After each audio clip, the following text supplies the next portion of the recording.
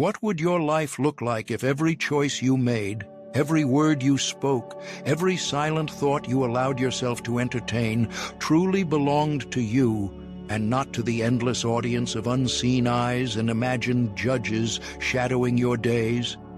Have you ever paused mid-decision and wondered, is this really what I want or simply what's expected of me? I invite you to consider, not as some distant philosophical exercise, but as a challenge reaching into the marrow of your life.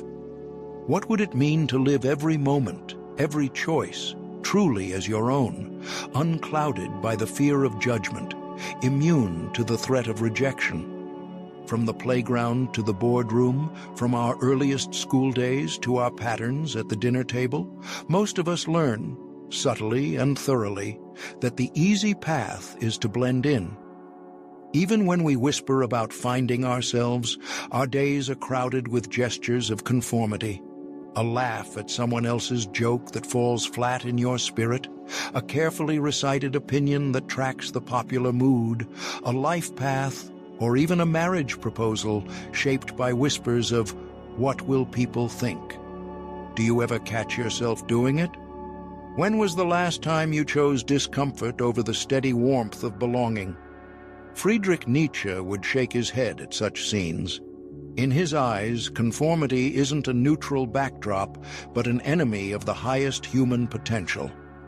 "Become who you are," he cries, with both hope and accusation. Most people, he insists, shape their decisions like clay to fit into ready-made molds, smoothing edges, hiding cracks, even gouging out what makes them unmistakably themselves. We cherish security and shy from the icy touch of exclusion. But in that conventional comfort, Nietzsche sees a life dangerously unlived. Here, then, is our crucible and our thesis. Authentic living, true inner freedom, isn't about finding ways to avoid rejection. It's about the radical act of embracing it. Not as an accident or a misfortune, but as a signpost, a necessary proof that you are living from the core of your being. What if rejection and misunderstanding weren't warning lights signaling us to retreat, but instead were badges of progress on the path to yourself? Nietzsche's challenge at its core is not for the faint of heart. To live authentically is to walk the knife edge between invitation and exile.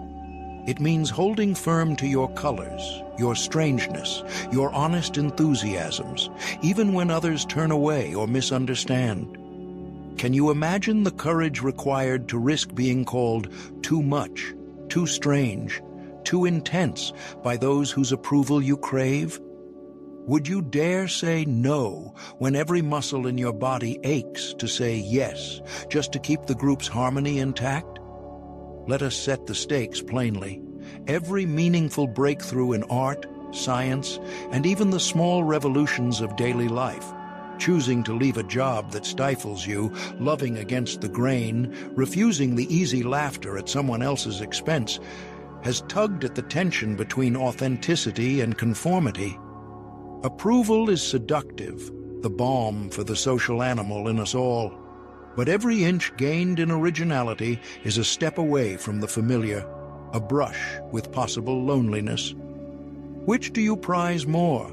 The fleeting comfort of acceptance or the lasting satisfaction of knowing that your life is genuinely your own? Over the next few moments, I invite you to walk with me through this terrain, to peer into the roots of our fear of rejection, to open Nietzsche's provocative guidance, and then to ask, honestly, what it might mean to accept, even welcome, rejection as a doorway to a bolder, more powerful existence. Before we move forward, pause and ask yourself, where in your own life have you hesitated, hedged, or hidden parts of yourself, shrunk back from some truth or desire because you worried about not fitting in, not being loved, not being invited back? What possibilities would crack open if, just once, you leaned into that fear and dared to let rejection happen instead of folding yourself to avoid it? Whose life, then, would you truly be living? Yours or someone else's? The wisdom of embracing rejection is not a mere twist of logic, something to be admired from afar in the lives of rebels and visionaries. It is an actionable principle, a habit you can forge, moment by trembling moment, which can turn passivity into force, imitation into creation, and the routine of belonging into the adventure of becoming who you really are. And if enough of us began, in small ways, to live out that challenge, to welcome the misunderstanding, the polite distance, the raised eyebrow, what might happen in our friendships, our workplaces, our societies? Would we edge a little closer to genuine community, one built not on sameness, but on the honest expression of each singular soul? This is where the journey begins, with the willingness not just to tolerate rejection, but to embrace it as proof that you are, at last, daring to live unborrowed days. Why is the fear of rejection so powerful that it can shape the very course of our lives? Why does it so often stop us from saying what we believe, doing what we long to do, or even becoming who we truly are? This fear is no accident. Evolution has etched it deep into our nervous systems. Our ancestors survived not by being lone wolves, but by finding shelter and identity within the group. Approval meant safety, disapproval meant exile, and in past eras, exile was a death sentence. Even today, the shadow of that primal need for belonging lingers in every social encounter, every moment when silence feels safer than self-expression. It's not only our biology. From kindergarten classrooms to corporate boardrooms, we are conditioned to fit in, directly and indirectly. We are told who to be, what to say, and how to act in order to be acceptable. How many times have you bitten your tongue in a meeting, letting a bold idea die unspoken for fear it might be mocked? How often have you tucked away wild ambitions because someone, perhaps barely more experienced or imaginative than you, might sneer or shake their head? We learn to trade authenticity for acceptance, and in doing so, we build invisible prisons around ourselves. Nietzsche, with his fiery, iconoclastic voice, offers an alternative. He did not sermonize from the safety of conformity. He demanded we turn toward the very discomfort we usually flee. He insisted that authenticity, self-creation in its truest sense, requires us to reverse this centuries-old conditioning and dare to be rejected. In his world, the herd mentality represents mediocrity, stagnation, a safe sameness where nothing truly new exists. The real breakthrough, he urged, comes when you choose your own path, risk being misunderstood, and accept solitude rather than betray your uniqueness. You see, Nietzsche's Übermensch is not just a superhuman. It is an individual who refuses to be defined by conventional opinion or shallow approval. The Übermensch dares to make values out of their own struggles and truths, shaping a soul with the raw materials of their authentic desires, not with the cast-off fragments of society's expectations. Can one really become such a person while petrified of rejection? Nietzsche would say no. You must risk being cast out to claim that freedom. Consider next his concept of the will to power, not power over others, but mastery over oneself. It is the drive to grow, to transform, to take even adversity or failure as a challenge to shape yourself further. The will to power is, in effect, the art of self-overcoming. What if you reframed rejection as raw material for this process, fuel rather than a stop sign? Would you not grow stronger, more centered, more creative, with every no you survived and reinterpreted? And then there is eternal recurrence, that thought experiment as haunting as it is radical. What if you had to live this life, every moment of it, repeatedly, forever? Would you keep making the same choices? Would you keep biting your tongue? hiding your light, shrinking from your own potential simply to please others? Or would you finally find the audacity to live day after day as if you were the author of your own existence? Of course, these are grand ideas, but how do you actually live them? First, recognize that rejection is rarely personal. It's much more about others' anxieties, biases, or limitations than about any fundamental flaw in you. Think for a moment. When you encounter a new idea, isn't your own first reaction often colored by your habits, your fears, your past? When others reject you, it's often the same. Practice detachment, not coldness or isolation, but a calm confidence that does not depend on applause. It is the difference between acting to impress and acting from an inner compulsion, a joy in your own unfolding. If you can, seek out low-stakes moments to test this detachment, state an unpopular opinion, embrace a quirky enthusiasm, allow yourself to be a little strange. Notice how, each time, rejection stings you less, and a robust resilience quietly builds. History is filled with blazing examples of this principle in action.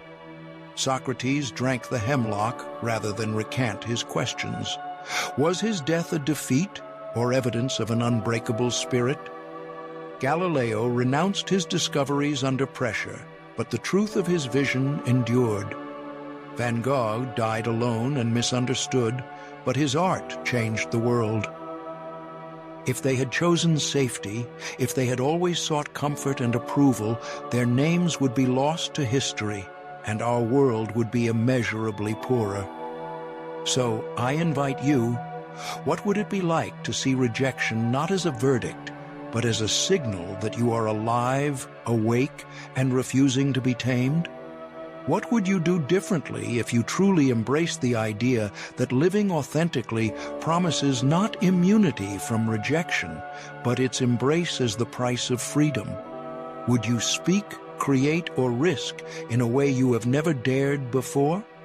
The path of genuine selfhood is not paved with acceptance, but with the challenge and the promise that each act of courage, no matter how small, is proof that you are forging a life that is uniquely your own. Have you ever wondered why, despite all the talk of authenticity and being yourself, so many of us still tiptoe around what we truly think or feel? It seems to be a universal paradox. We're told that the path to meaning runs through honest self-expression, and yet social life often rewards us more for blending in than standing out. Why is it that authenticity, which appears so self-evidently desirable, remains an elusive goal for so many?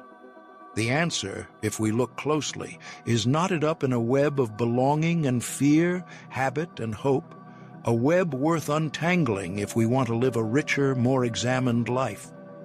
Let's situate ourselves in the spectrum between conformity and radical self-expression. On one end, there's the comfort of the crowd. Social harmony is no small thing. It oils the gears of friendship, family, work, and community. Imagine, for a moment, what life would be like if everyone spoke their unfiltered truth all the time. A world with no tact, no subtlety, just raw honesty. Would that actually lead to a better society, or might it devolve into chaos and alienation? Perhaps you've been in a conversation where someone brutally tells the truth. How refreshing, yet how unsettling. Clearly, unthinking authenticity comes with a risk of losing sight of empathy and shared purpose. So, is there really virtue in embracing rejection for its own sake? Or can the hunger to be different turn into mere provocation, a performance of nonconformity that's just as hollow as any mask? Nietzsche, whose ideas often spark more questions than answers, does not simply counsel us to accept rejection passively. Instead, he speaks of self-overcoming, a relentless transformation of hurt and disappointment into fuel for growth. Think of the sculptor faced with a block of resistant marble. The chiseling is not an act of violence, but of creation. To be rejected, to feel cast out from the herd, is to receive raw material, not a verdict on your worth, but an invitation to shape meaning from adversity. The difference between the genuine seeker and the flamboyant rebel is this. One turns rejection into wisdom and vitality. The other flaunts difference for its own thin satisfaction. It is here that Nietzsche's Übermensch enters the scene, not as a cold conqueror, but as an individual who has learned to generate value from within, no longer dependent on the applause or scorn of others. The concept is often misunderstood. It's not about rising above the crowd in arrogance, but transcending the shallow need for validation. Of course, the cost of this self-mastery can be steep. The Übermensch might walk alone, misunderstood or even reviled, wading through loneliness that rarely announces itself in grand cinematic moments, but quietly accumulates in the pauses between. Consider the stories of those who came before us, those who lived the pain and possibility of singularity. Van Gogh, whose paintbrush carved out new worlds of color, sold only one painting during his lifetime. Rejection didn't stop him from painting. If anything, the ache infused his work with urgency and candor. Emily Dickinson, scribbling her poems in the quiet of her room, sent her words into a void of indifference, knowing most would go unread. Nietzsche himself spent years misunderstood, dismissed as a crank and madman. Yet, what all three shared was not a love of suffering for its own sake, but a stubborn fidelity to inner necessity. Their loneliness was real, but so too was the creative fire it sustained. Here is the thorny path. How do we integrate these lessons without burning out or fading away? The answer may be surprisingly gentle. First, seek out even the smallest of communities that honor your authentic self. They need not be large, nor widely accepted. Sometimes it is the tiny coteries, the chance companions, who see us as we are and encourage our truth. If you have ever found such a person or group, you know the difference it makes. If you haven't, do not despair. Sometimes the first step is to create what you wish existed, as Van Gogh painted for the light he yearned to see. Second, rather than shrinking from the sting of rejection, ask yourself, how can I channel this pain into something meaningful? Rejection can sharpen the mind and deepen the heart. Many who've faced relentless no's discover in time a surprising resilience and clarity. Use the ache to refine your craft, push boundaries, or simply better understand what matters to you. Creativity is, in some sense, a way of talking back to rejection, not to disprove the world, but to assert the truth of your own experience. And third, remember that authenticity does not demand total severance from all relationships. The goal is not a lonely fortress, but an open field where you can genuinely invite those who respect your clarity and courage. You don't have to choose between connection and independence. Authentic living is a balance, an ongoing dialogue between who you are and who you wish to become in the company of those who matter. Let's pause now to reflect. Can you recall a moment when the fear of being judged hemmed you in, kept you from speaking or acting with integrity? What difference might it have made, not merely for your own sake, but for the broader possibilities of your life, if you had, just once, chosen to risk being misunderstood? This is the wager of authenticity. It is neither brute defiance nor naive vulnerability, but the ongoing work of living truths that matter, even when the world is slow to understand. The journey is neither short nor easy, but if you allow yourself to feel both the pain and the promise of standing apart, you may discover a deeper, quieter freedom than mere acceptance can offer. If I asked you to share your deepest ambition, the dream you hardly whisper, even to yourself, would you? Or would you feel the prickling anxiety rise in your chest, the familiar chilling fear of being met with raised eyebrows, a scoff, or perhaps an awkward, heavy silence? We all know that fear, don't we? The fear of rejection runs like a quiet river beneath the surface of our days, shaping the choices we make and the masks we wear. Why does it command such power over us? Is it simply leftover animal caution, or has society wound it so tightly into our sense of worth that we have forgotten where the expectations of others end and our authentic selves begin? Today, let me take your hand and walk you through a winding corridor of reflection, a journey into the strange alchemy that transforms rejection from something we dread to a hidden wellspring of freedom. To begin, imagine for a moment how much of life is shaped by the subtle ache to belong. As children, we learn to read a room before we ever read a book, sensing acceptance or disapproval in a flicker of our mother's eyes or the laughter of classmates on the playground. By adulthood, we become so adept at curating ourselves for approval that the choreography is almost invisible. We ask, "What will they think?" when really the question pressing hardest is, "Will they accept me?" It's little wonder, then, that we build our lives on the avoidance of social pain, rarely recognizing the silent prisons we construct in the process. But what if the walls of that prison were not as solid as we thought? What if, as Nietzsche provocatively claimed, the very thing we fear is the crucible of our becoming? Nietzsche was infamous for urging his readers to live beyond good and evil, but embedded in his bracing philosophy is a deeper invitation to live beyond the need for applause.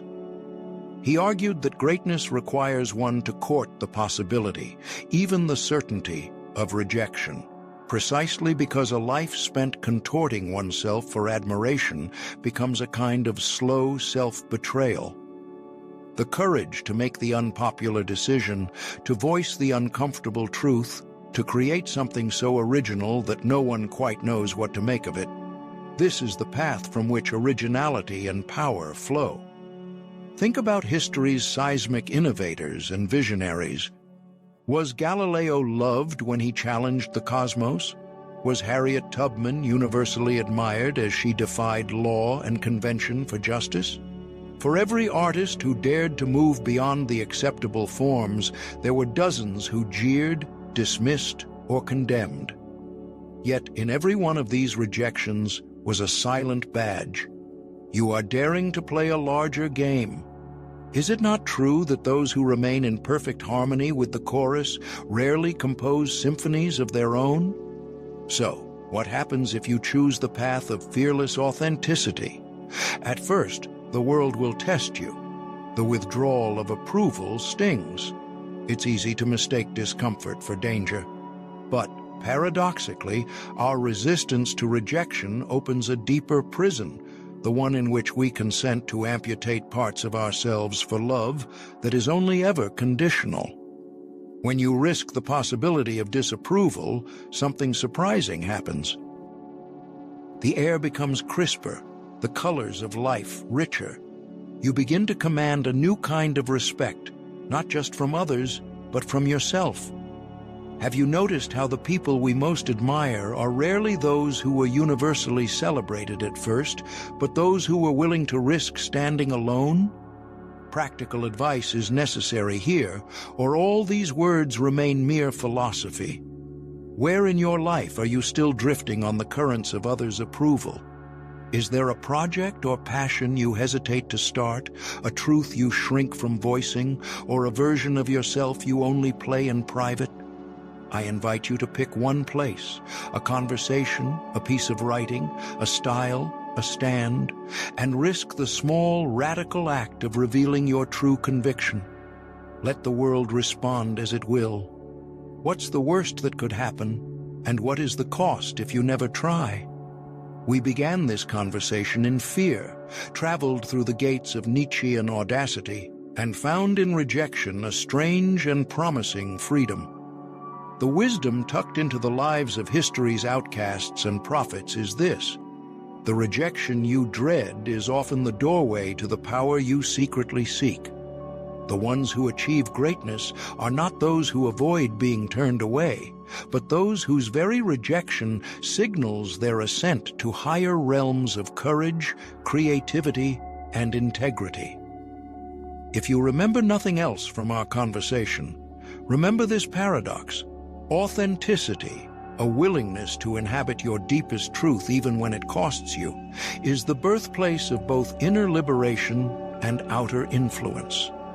You may lose the easy applause, but in exchange, you find the untouchable strength that comes from discovering you can survive, even thrive, apart from approval. So, I leave you with open questions only you can answer. Will you dare to step beyond the edge of comfort and court rejection, not as a curse, but as the truest test of who you might yet become?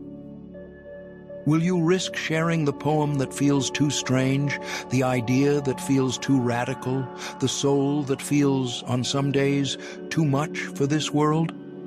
What vastness could unfold if you learned to treat each no not as a wall, but as a torch, lighting the way to your highest potential?